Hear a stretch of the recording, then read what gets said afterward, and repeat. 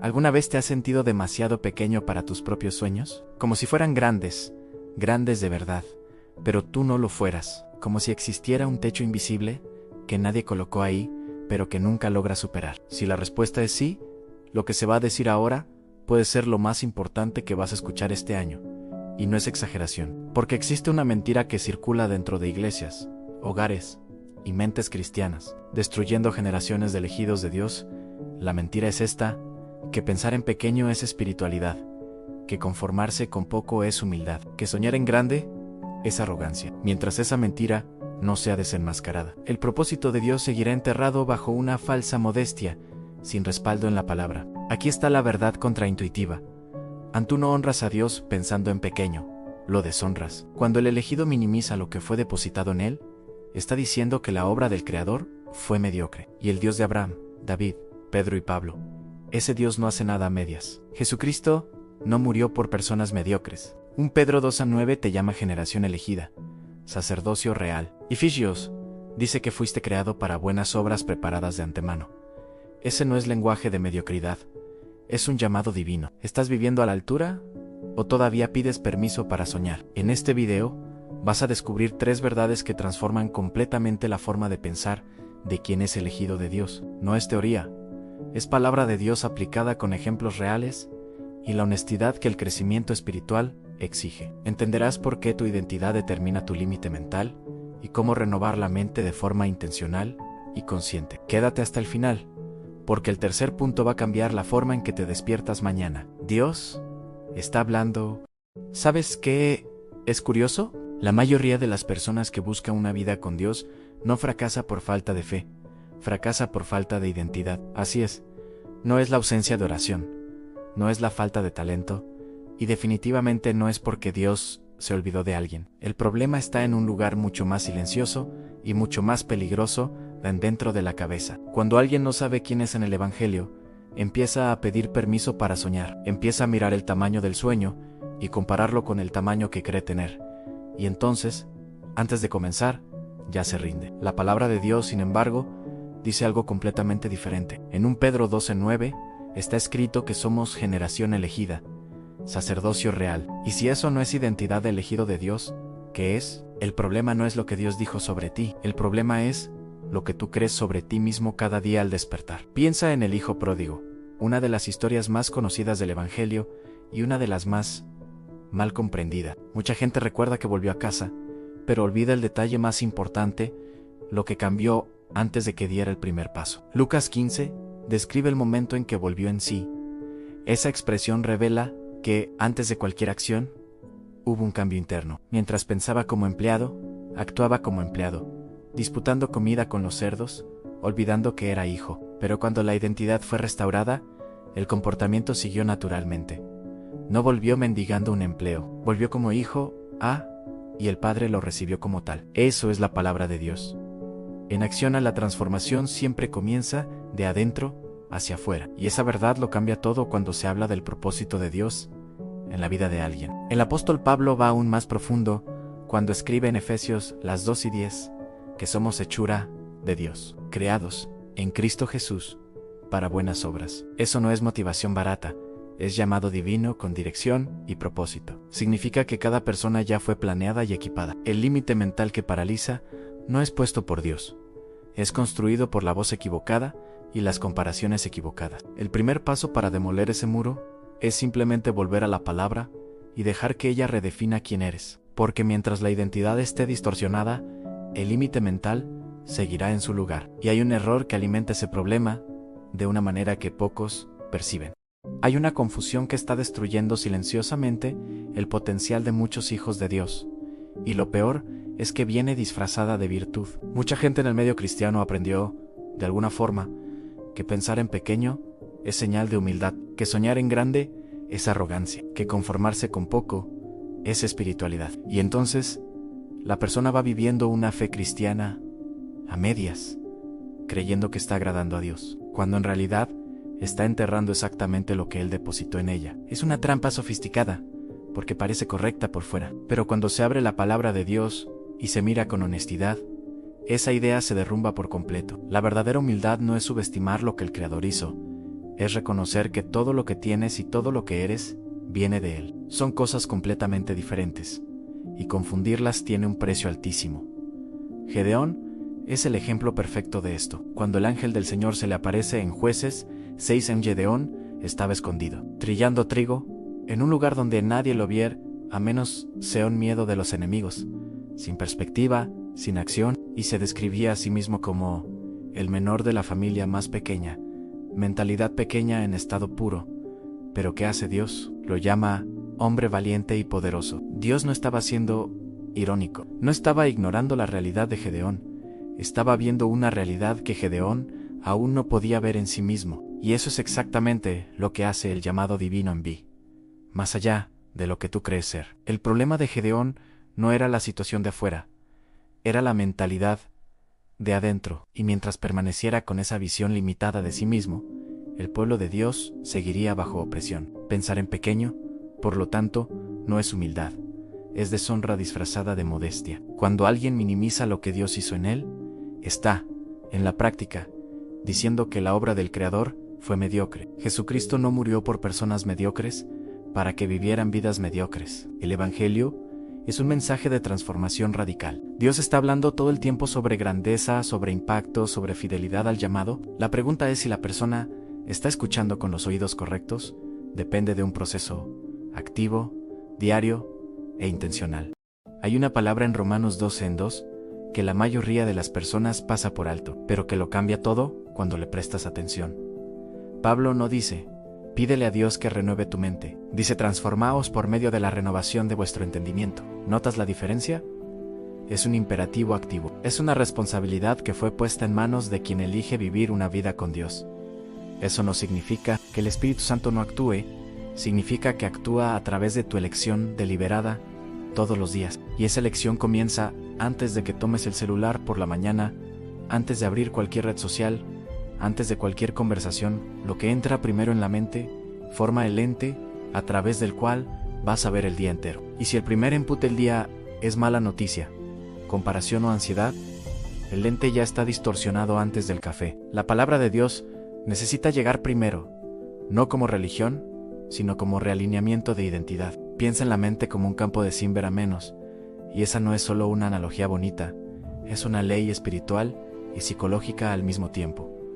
Lo que siembras, cosechas. Pensamientos de escasez sembrados diariamente, no soy capaz, no tengo suficiente, cosechan parálisis y mediocridad. En cambio, pensamientos alineados con la fe, soy elegido de Dios, fui creado para esto, cosechan osadía, claridad y movimiento. Filipenses 4:8 es un manual práctico en Pablo, lista lo que debe ocupar la mente: lo verdadero, lo honesto, lo justo, lo puro, lo amable. No es una lista mística, es una dieta mental. Nadie se mantiene saludable comiendo basura, ni crece espiritualmente alimentando la mente con lo que la destruye. El verdadero crecimiento espiritual, entonces, no es accidental, es arquitectado. Se construye ladrillo a ladrillo, decisión a decisión. Comienza el día leyendo al menos un capítulo de la palabra.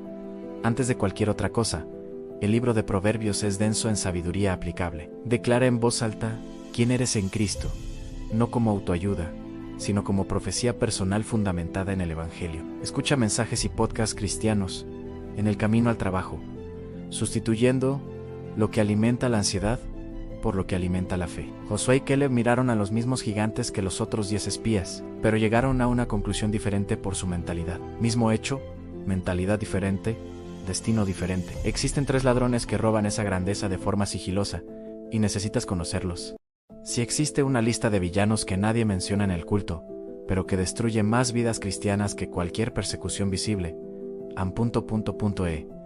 esa lista tiene 3 nombres: comparación, miedo al fracaso y opinión ajena. Esos 3 operan en silencio, con una elegancia casi quirúrgica, y lo peor es que muchas veces se disfrazan de sentido común. La comparación llega con cara de realismo, el miedo aparece como prudencia, y la búsqueda de aprobación se viste de humildad. Pero en el fondo, los 3 hacen lo mismo: secuestran el llamado divino antes de que llegue a algún lugar. Y la persona va viviendo una vida a medias, creyendo que está siendo sensata, cuando en realidad está siendo robada. La buena noticia es que Jesucristo ya anticipó esos ladrones. y la palabra de Dios entrega las herramientas para desarmarlos uno por uno. El primer ladrón, la comparación, es quizás el más cruel. Cuando comparas tu capítulo 1 con el capítulo 20 de otra persona, no estás siendo realista, estás siendo injusto contigo mismo y con el propósito de Dios en tu vida. Cada elegido de Dios tiene un tiempo, una trayectoria y un llamado únicos. El segundo ladrón es el miedo al fracaso. Y aquí la historia de los 10 espías, en Números 13, es devastadora de tan real. Ellos vieron la misma tierra prometida que Josué y Caleb, pero volvieron diciendo que eran como langostas ante los gigantes. ¿Y el resultado? Una nación entera estuvo 40 años dando vueltas en el desierto a causa de la mentalidad de 12 hombres. El miedo no los afectó solo a ellos, arrastró a una generación entera. Eso debería causar escalofríos, porque lo mismo ocurre hoy cuando alguien deja que el miedo hable más fuerte que la esperanza en Dios. El tercer ladrón es el más adictivo de los tres, la aprobación humana. Gálatas 1:10 es directo al punto. Pablo pregunta si está buscando agradar a hombres o a Dios, y deja claro que quien busca agradar a los hombres no puede ser siervo de Cristo. Es una elección de audiencia, y esa elección lo define todo: lo que haces, lo que dices, lo que arriesgas, lo que abandonas. Mucha gente en el medio del cristianismo vive aprisionada a la opinión de personas que, de aquí a 10 años, ni siquiera van a recordar su nombre. Mientras tanto, Dios está hablando sobre un destino, sobre un impacto, sobre un legado, y esa voz queda apagada por el ruido de la aprobación ajena. El verdadero crecimiento espiritual exige que elijas tu audiencia, y después de identificar a los enemigos, el siguiente paso es saber exactamente cómo programar la mente para vencerlos en la práctica.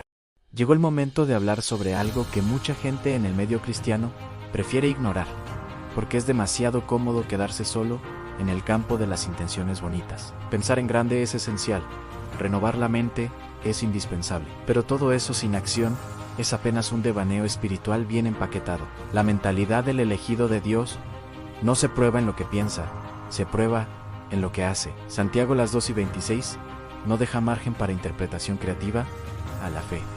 Sin obras, está muerta, no está debilitada, no está durmiendo, no está esperando el momento correcto, está muerta. Y de la misma forma que una semilla plantada y nunca regada se marchita antes de convertirse en árbol, un sueño alimentado solo de pensamiento y nunca de acción va marchitándose despacio, hasta convertirse apenas en un recuerdo de lo que pudo haber sido. El llamado divino no fue dado para quedarse guardado en oración, fue dado para ser vivido con los pies en la tierra y los ojos en Jesucristo. Pedro caminando sobre las aguas es una de las imágenes más poderosas del Evangelio, y no por el milagro en sí, sino por lo que ocurrió antes de él, cuando Jesús dijo: ven. Pedro no se quedó en la barca elaborando un plan teológico sobre la posibilidad de caminar sobre las aguas. Puso el pie afuera.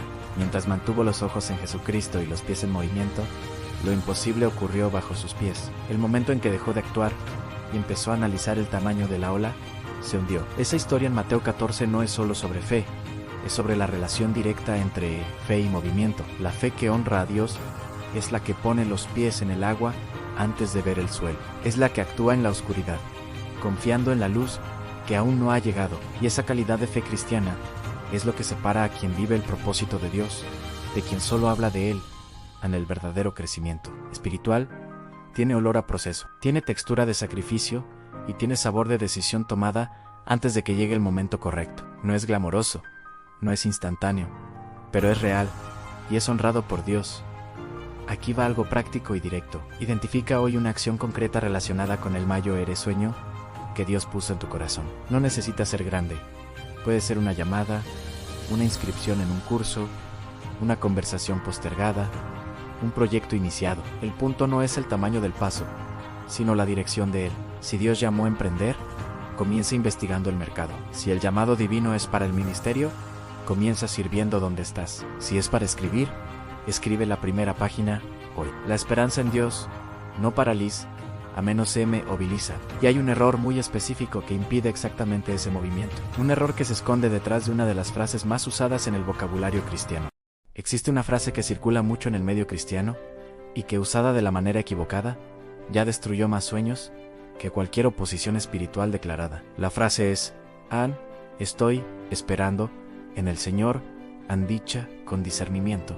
Es profunda, innecesaria. Dicha como excusa para la inacción, es una de las trampas más sofisticadas que el enemigo usa contra quien fue llamado por Dios a esperar en el Señor. En la Biblia, nunca fue sinónimo de quedarse quieto, aguardando que el cielo resuelva todo mientras la vida pasa. Es una postura de fe activa, de quien sigue moviéndose, sigue sirviendo, sigue sembrando, incluso sin ver aún la cosecha. La comodidad es seductora precisamente porque no duele, pero el sueño cómodo es un sueño que nunca despega. Y Dios está hablando sobre destinos, no sobre zonas de confort disfrazadas de espiritualidad. Abraham salió sin saber a dónde iba.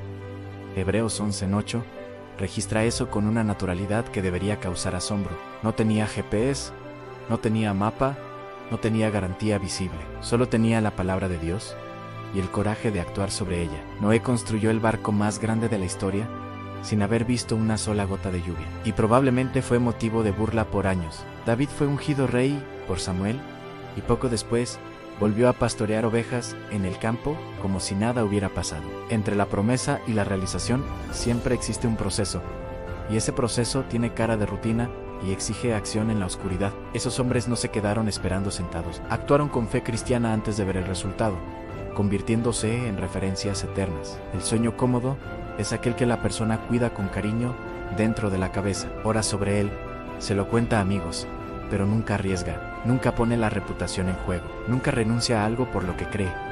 Y entonces, los años pasan. Dios honra a quien actúa con fe, no a quien espera con comodidad. El llamado divino tiene plazo, porque cada temporada tiene una ventana. La esperanza en Dios es el combustible, pero la acción es el motor. 3 preguntas reorganizarán la forma en que ves tus sueños.